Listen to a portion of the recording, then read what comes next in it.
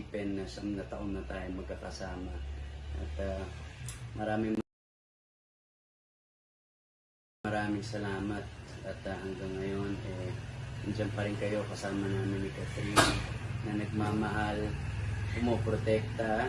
At syempre mga iba sa inyo, mga naging kaibigan na rin namin. So nakakatuwang isipin na 9 taon na tayo magkakasama. At maraming salamat.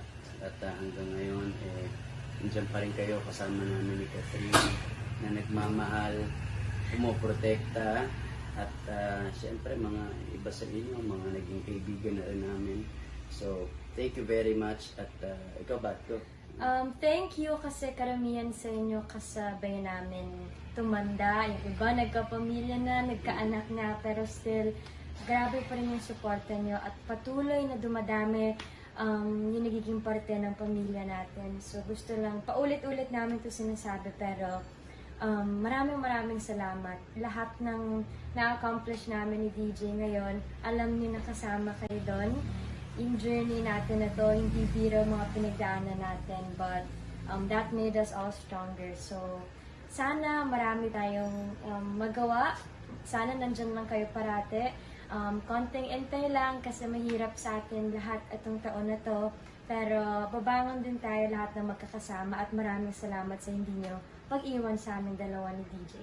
And so alam naman natin yung sitwasyon ngayon. So kayo, stay home and stay safe din. At isipin natin ang kapakanan natin at ng pamilya natin at syempre ng mga kapwa natin. So let's be good to everyone at mahalan tayong lahat. And speaking of good, gusto naman pakita yung appreciation namin sa lahat ng ginawa niyong tulong.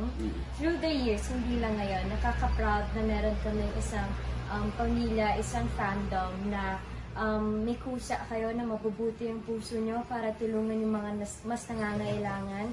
Salamat sa pagsuporta nyo sa mga causes din namin na sinusuportahan ni DJ. And nakaka-proud makita na ganyan kayo, tumutulong at sinishare nyo yung blessings nating lahat. So, very good. So again, happy 9th anniversary and mahal namin kayo. Yeah, we love you guys. Maraming salamat and to more years to come.